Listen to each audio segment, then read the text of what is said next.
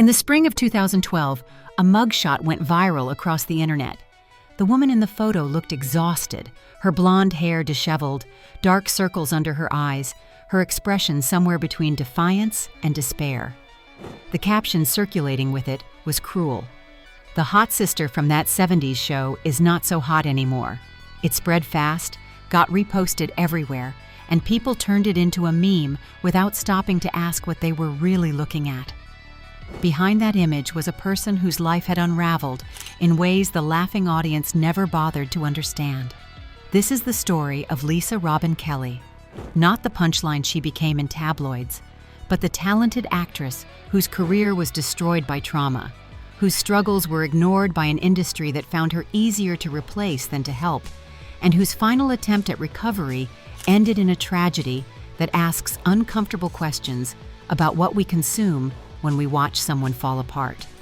Lisa Robin Kelly wasn't supposed to be a cautionary tale. Born on March 5, 1970, in Southington, Connecticut, Kelly pursued acting with determination.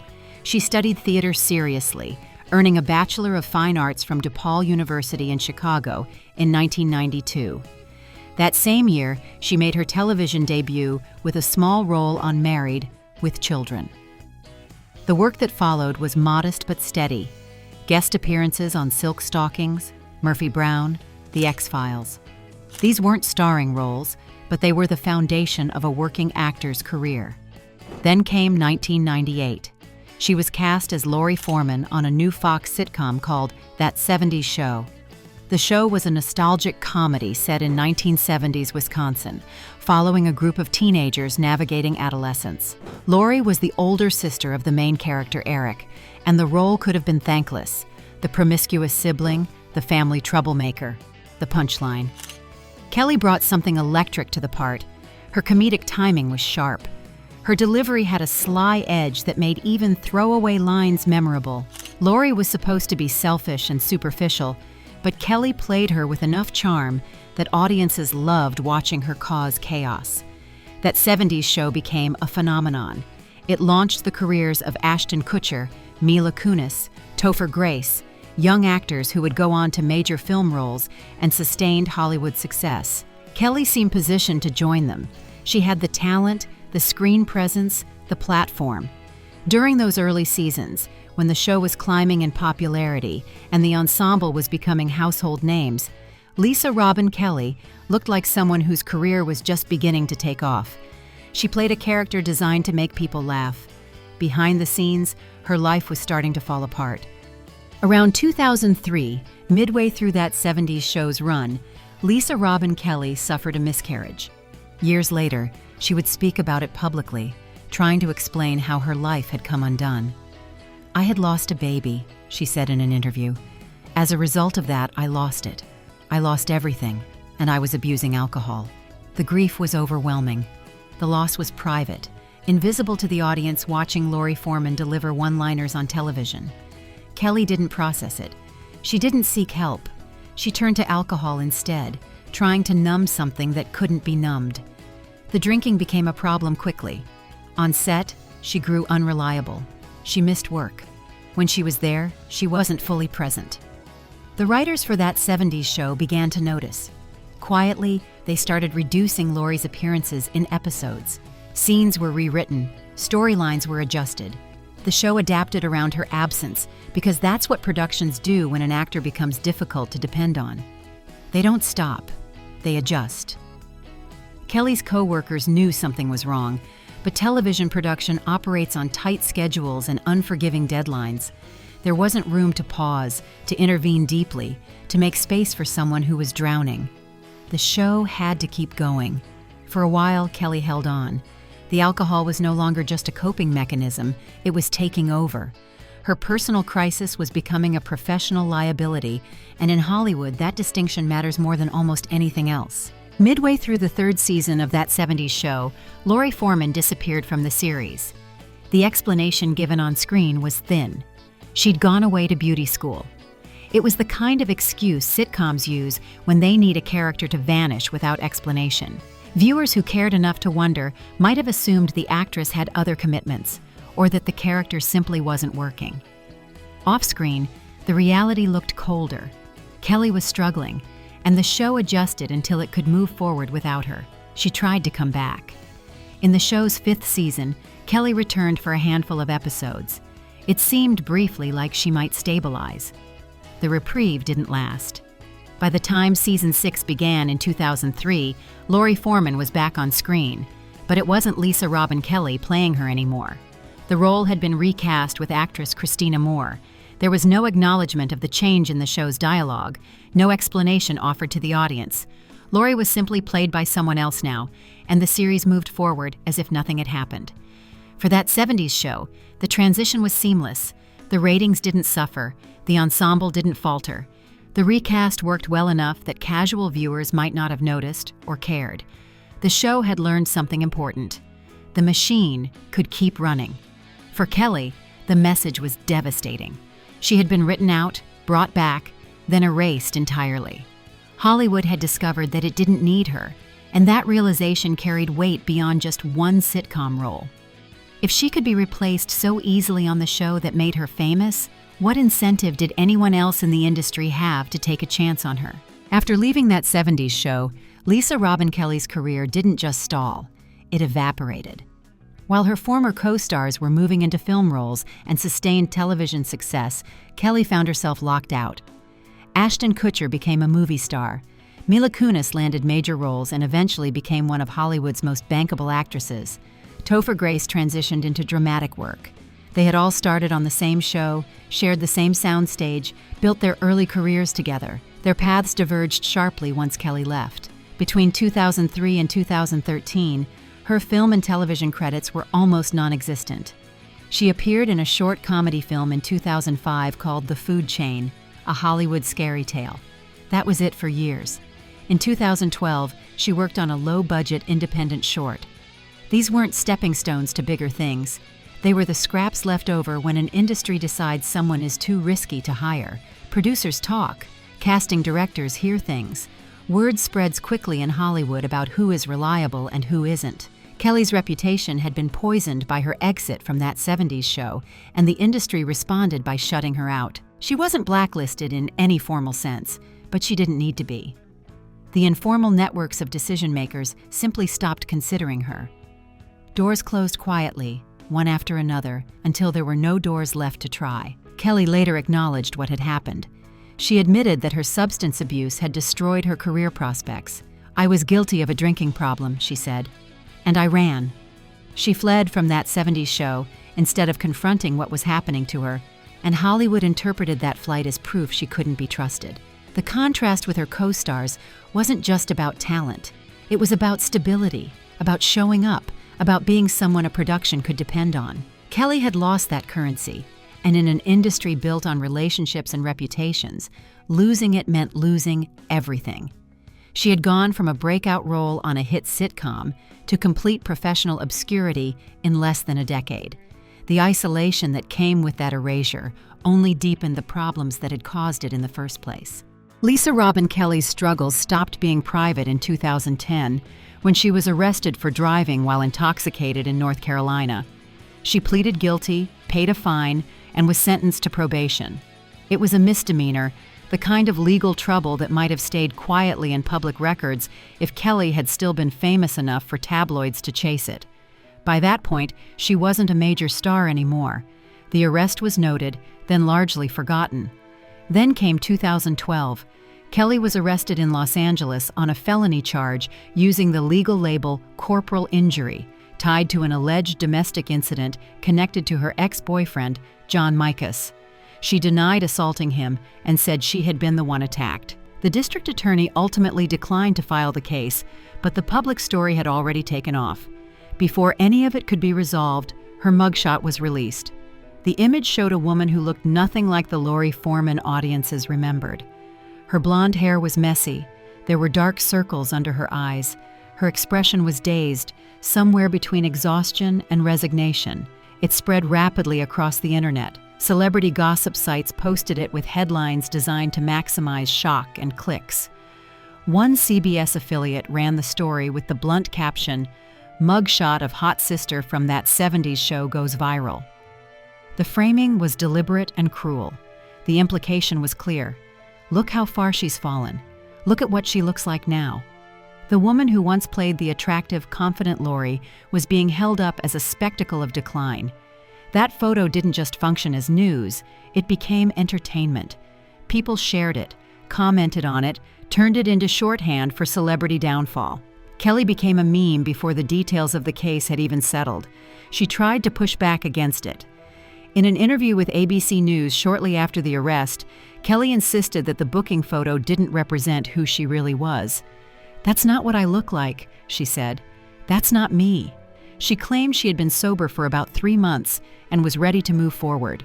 The internet had already decided what it wanted her to be. That image became her identity in the public eye, and no amount of explanation could undo that. The arrest didn't stop. In November 2012, Kelly and her husband, Robert Joseph Gilliam, were both arrested after a domestic disturbance at their home in North Carolina. Both sustained minor injuries. Both were charged with assault.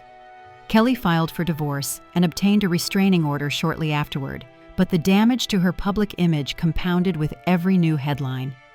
Then, in June 2013, came another DUI arrest after officers responded to a report of her car blocking a lane on Interstate 5 in Burbank, California. It was her second DUI case in a few years, and the pattern became the part people clung to. Each new arrest fed the narrative that had formed around her. Lisa Robin Kelly was out of control, spiraling, beyond help. The tabloid coverage treated her pain as content. Every new arrest photo became another opportunity for clicks, another chance to invoke nostalgia for that 70s show while mocking the woman who had once been part of it.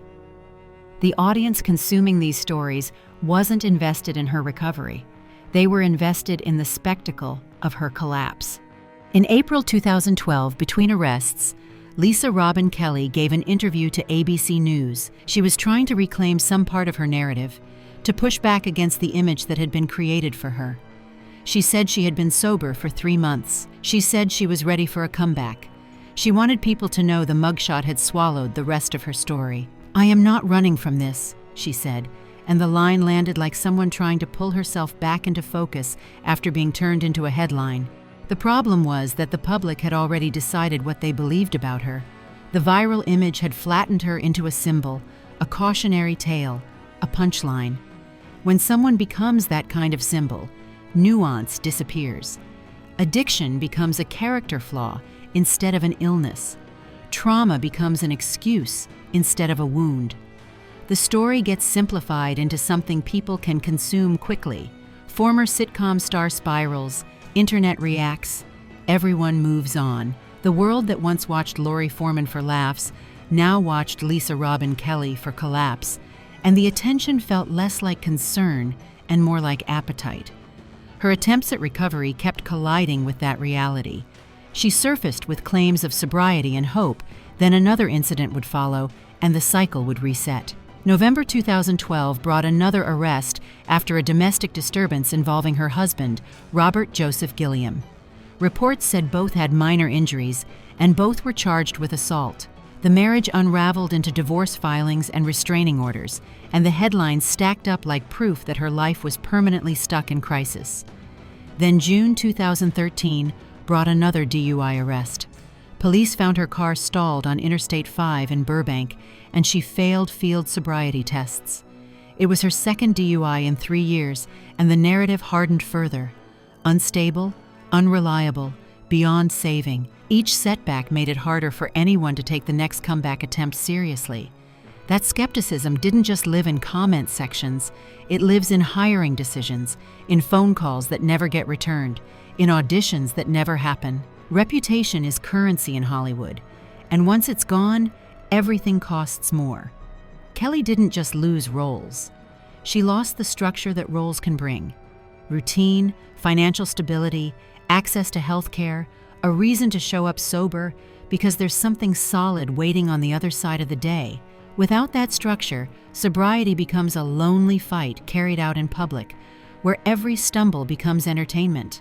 And she kept trying anyway. Fighting addiction without infrastructure is like trying to climb out of a pit with no ladder. Intention can be real, and effort can be real, and the outcome can still feel pre-written when support is thin and the world prefers a clean downfall story over a messy recovery. Hollywood had already moved on.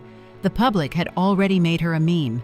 What got lost in the noise was the simplest part. A person saying she wasn't running, even while everything around her kept pushing her back into the same loop. In early August 2013, Lisa Robin Kelly made a decision. She voluntarily checked herself into a rehabilitation facility called Pax House in Altadena, California. It was her choice this time, not a court mandate or a condition of probation. She was seeking help on her own terms. Her agent, Craig Wyckoff, spoke to her shortly before she entered treatment. He later described her as hopeful and confident, looking forward to putting this part of her life behind her. There was optimism in those words. After years of relapse and arrest and public humiliation, Kelly had reached a point where she was ready to try again. Not because anyone was forcing her, but because she wanted to survive. A few days later, news broke that Lisa Robin Kelly had died at the facility, with her death reported on August 15, 2013. She was 43 years old. Reports said she died the night before, in her sleep. The Los Angeles County coroner later ruled her death an accidental overdose caused by multiple drug intoxication. Public reports didn't list every substance, but the finding was clear. A combination of drugs overwhelmed her system. There was no evidence of foul play. It was an accident, the kind of tragedy that can happen after years of addiction, when the body can't take another hit. The agent who had spoken with her days earlier released a brief statement. "Last night she lost the battle," he said. The phrasing was stark. Not, "she passed away," or "she's gone." She lost the battle. It acknowledged what everyone close to her already knew, that Kelly had been fighting something for years, and that the fight had finally ended in the worst possible way. She had died in rehab. Not in a hotel room during a bender, not in a car after another DUI, but in the place that was supposed to save her. She had made the choice to seek help, walked into treatment with hope, and died before that hope had a chance to mean anything. News of her death spread quickly. Entertainment outlets that had spent years publishing her mugshots and arrest reports now ran obituaries. The headlines shifted from mockery to mourning, but the shift felt hollow. The same industry that had profited from her downfall now expressed condolences and reflected on her talent. Her former co-stars from that 70s show released statements. Danny Masterson, who had played Hyde, called the news terrible, awful, and remembered how brilliant Kelly had been during the show's early years. Kurtwood Smith, who played Red Forman, acknowledged the difficult decade she had endured. "I know the last 10 years have been such a difficult struggle for her, but I will always remember the lovely, funny, and very talented young lady I worked with." The tributes were genuine. The people who had known Kelly before the addiction, before the arrests, before the viral mugshot, they remembered someone else. They remembered the actress with comedic timing, the woman who could steal a scene with a single line. Those memories existed in the past, separated by years from the person Kelly had become in her final months. Fans of that 70s show mourned online, sharing clips of Laurie Forman and remembering the character they loved. Some admitted, in hindsight, that they'd clicked on the mugshots and arrest stories without thinking about what that kind of attention does to a real person. Others just felt that specific kind of sadness that hits when someone you once laughed with turns into a name you only see in headlines. Actress Mackenzie Phillips, who has spoken openly about her own struggles with addiction, posted a message on social media. "Rest in peace, Lisa Robin Kelly. I didn't know Lisa, but in a way, she is me, and I am her." It landed like a warning and a mirror at the same time. Grief for Kelly, and a reminder that this fight is bigger than one actress, one show, one tabloid cycle. What lingered after Kelly's death wasn't only about Hollywood, it was about the audience too. Every click, every repost, every joke built a system where someone else's worst moment becomes content. The mugshot didn't just document a bad night, it became the version of her that traveled the farthest, and the internet treated it like it belonged to everyone. That leaves the uncomfortable questions. When someone is struggling in public and their worst moments are photographed and packaged for entertainment, who carries the responsibility? The industry that moved on? The outlets that ran the photos? The people who kept passing them around because it was easy, because it was shocking, because it felt far away, no single answer covers it.